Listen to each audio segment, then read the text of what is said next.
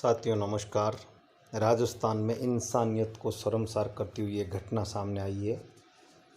ये आपके ऊँटनी के पैर तोड़कर हथिनी की क्रूरता की याद दिलाई गई है और राज्य पशु का दर्जा ऊँट को हासिल होने के बावजूद भी ऐसी क्रूरता सामने आई है और इसमें आपके वो है ऊँटनी के पैर तोड़ने की घटना सामने आई है। तो ये पशु क्रूरता की श्रेणी में आता है। आज हम इस वीडियो के माध्यम से जानेंगे क्या होती है पशु क्रूरता तथा ऐसे लोगों को खिलाफ क्या कार्रवाई होती है। यह अधिनियम की पूरी इसमें वीडियो में हम चर्चा करेंगे और ऐसे लोगों के खिलाफ हम जानकारी होगी तब हम अच्छी तरीके से कार्रवाई करके उनको अच्छी तरीके से सज़ा दिलाने में कामयाब हो सकेंगे, ताकि ऐसी अमुक पशुओं के खिलाफ किसी भी प्रकार की घटनाएं आने वाले दिनों में प्रदेश में सामने नहीं आए। तो मैं आपको ये पूरी खबर एक बार फिर पुणे दिखाता हूँ। देखिए एक बार पुणे ये खबर। राजस्थान के चूरू जिले की सरदार शहर तहसील के निकटवर्ती गांव साजनसर में कुछ युवकों ने मिलकर खेत में घुसने के कारण एक ऊँटनी के पैर तोड़ दिए। वो यहीं नहीं रुके, उन्होंने ऊँटनी के पैर की हड्डियां निकालकर उनको फेंक दिया। इस संबंध में ये जानकारी सामने आई है कि ये तो एक पशु था जो खेत की सीमा नहीं जानता था, लेकिन जिन्होंने ऐसा काम किया वो पशु से भी गए गुजरे हैं। ऐसा तब हो रहा है जब ऊँट को राज्य पशु का दर्जा भी हासिल है। अपराधियों को क्या सज़ा मिलेगी ये तो नहीं पता, लेकिन ऐसी घटनाएं मानव समाज में कलंक है। मानव समाज को शर्मसार कर तार तार कर देने वाली इन घटनाओं पर रोक लगाने के लिए हम सबको कानून की जानकारी होना बहुत आवश्यक है। तो हम इस वीडियो में आज आपको इससे जुड़ा हुआ पूरा कानून बताएंगे और इनकी धाराओं पर चर्चा करेंगे कि इसमें क्या क्या होता है, पशु क्रूरता निवारण अधिनियम क्या है। इस संबंध में आपको हम पूरी जानकारी देंगे ताकि आपकी जागरूकता आने वाले दिनों में ऐसे और अमुक पशुओं पर होने वाली घटनाओं को रोकने का काम कर सके। तो हम इस वीडियो में चर्चा करते हैं। यदि आप अब तक आपने हमारे इस चैनल को लाइक सब्सक्राइबर व शेयर नहीं किया है तो इसको सब्सक्राइब करें, शेयर करें और लाइक करें। हम आपको पूरे कानून की जानकारी देते हैं। सबसे पहले हम बात करते हैं पशुओं के प्रति क्रूरता का निवारण अधिनियम 1960 की। तो इस अधिनियम में पशु क्रूरता से निपटने के उद्देश्य से पशुओं के प्रति क्रूरता का निवारण अधिनियम 1960 का निर्माण भारत सरकार की संसद द्वारा किया गया है। इस अधिनियम के माध्यम से पशुओं के प्रति होने वाली क्रूरता को रोकने से संपूर्ण प्रयास किए गए हैं। अधिनियम की धारा 11 पशुओं के प्रति क्रूरता के व्यवहार का उल्लेख करती है। जो 11 धारा में क्या क्या नियम है वो हम आपको बताते हैं। हम आपको बताने जा रहे हैं कि अधिनियम की धारा 11 में किसी पशु को पीटना, ठोकर मारना, बहुत ज़्यादा सवारी लगाना, बहुत अधिक बोझ लाद देना, उसे यातना देना या फिर उसके साथ कोई ऐसा व्यवहार करना जिससे उससे अनावश्यक पीड़ा हो। दूसरा बिंदु इसका यह है कि कोई पशु अपनी उम्र, कोई अंग के शिथिल हो जाने के कारण, कोई घाव, किसी फोड़े के कारण कोई कार्य कर पाने में असमर्थ हैं तो उस पशु को फिर उस कार्य में नहीं लगाया जाएगा। ये आपके अधिनियम के 2 बिंदु स्पष्ट हो गए हैं। हम आगे के बिंदुओं पर भी और चर्चा करते हैं।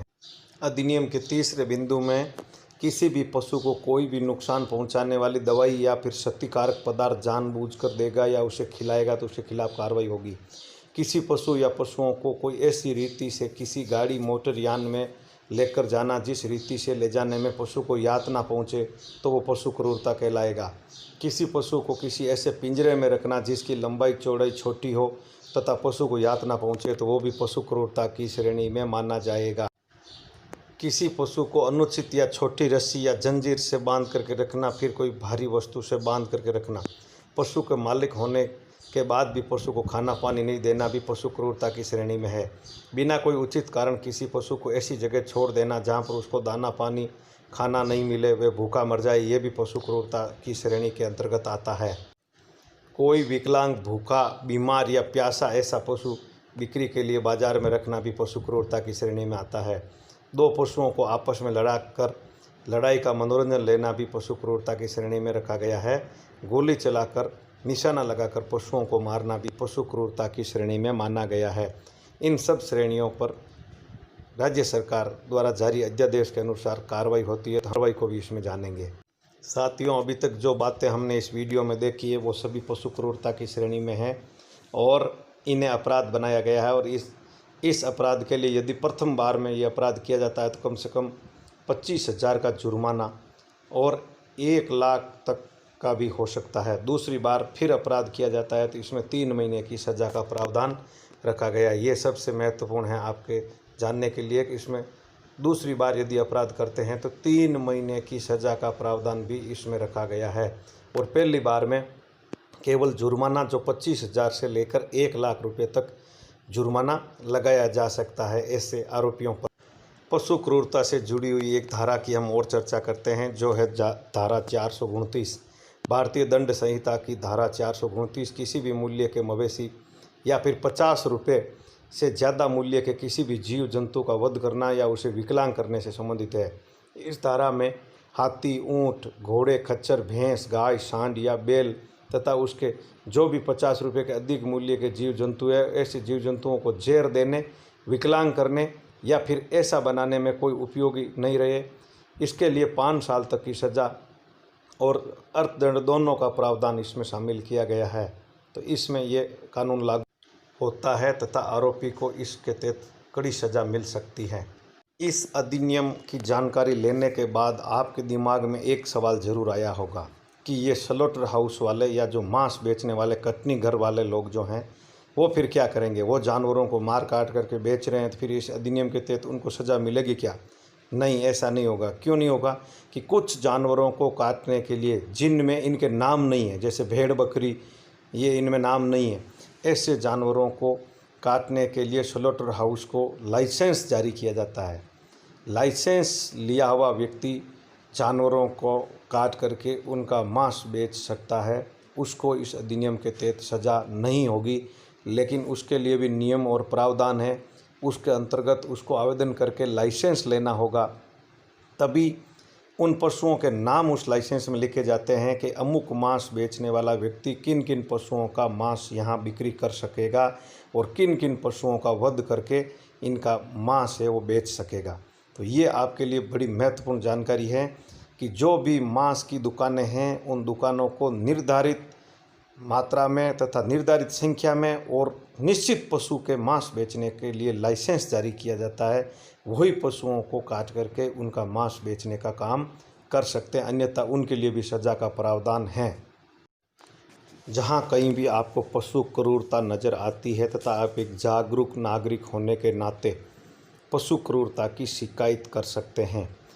अब आपके जहन में केवल एक ही सवाल होगा कि शिकायत कहाँ करें। तो इसकी जानकारी के लिए मैं आपको बता दूं, किसी भी ज़िले का जिला कलेक्टर है वो पशु क्रूरता निवारण समिति का अध्यक्ष होता है तथा उस ज़िले का पशुपालन विभाग का सबसे बड़ा अधिकारी, चाहे वो संयुक्त निदेशक हो या उप निदेशक हो, वो इसका पशु क्रूरता निवारण समिति का सचिव होता है। और इसमें जिला पुलिस अधीक्षक इसके जो है वो आपके उपाध्यक्ष मनोनीत होते हैं और इनके पास कहीं भी आप शिकायत कर सकते हैं। जिला पशु क्रूरता निवारण समिति के नाम से भी आप शिकायत कर सकते हैं और संबंधित पुलिस थानों में भी इसकी शिकायत की जा सकती है। संबंधित उपखंड अधिकारी और संबंधित जिला कलेक्टर कार्यालय, पशुपालन विभाग का कार्यालय में भी आप पशु क्रूरता अधिनियम के तहत शिकायत कर सकते हैं और उस शिकायत की सुनवाई होगी तथा पशु क्रूरता करने वाले लोगों के खिलाफ इस अधिनियम के तहत कड़ी कार्रवाई की जाएगी और ये समिति है वो इस पर फैसला करेगी। साथ ही जिले में पशु क्रूरता निवारण अधिनियम के तहत पशुपालन विभाग की ओर से पब्लिक पर्सन में से भी सदस्य मनोनीत किए जाते हैं। तो उन सदस्यों का निर्वाचन भी होता है और वो सदस्य मनोनीत किए जाते हैं। ये पशुपालन विभाग से जानकारी प्राप्त की जा सकती है कि हमारे ज़िले में पशु क्रूरता निवारण समिति के सदस्य कौन हैं। उन सदस्यों को भी आप इस सूचना से अवगत करवा सकते हैं। जो बैठक में मुद्दा रखेंगे, अधिक पशुओं से बोझा ढोना, बल ज़बरदस्ती कार्य करवाना, क्षमता से ज़्यादा कार्य करवाना, पशुओं के साथ ज़्यादा मारपीट करना, चोटें पहुंचाना, ऐसी कई तमाम सारी जो यातनाएं हैं उन यातनाओं की आप शिकायत कर सकते हैं और शिकायत करने पर इसका निश्चित रूप से जांच होगी।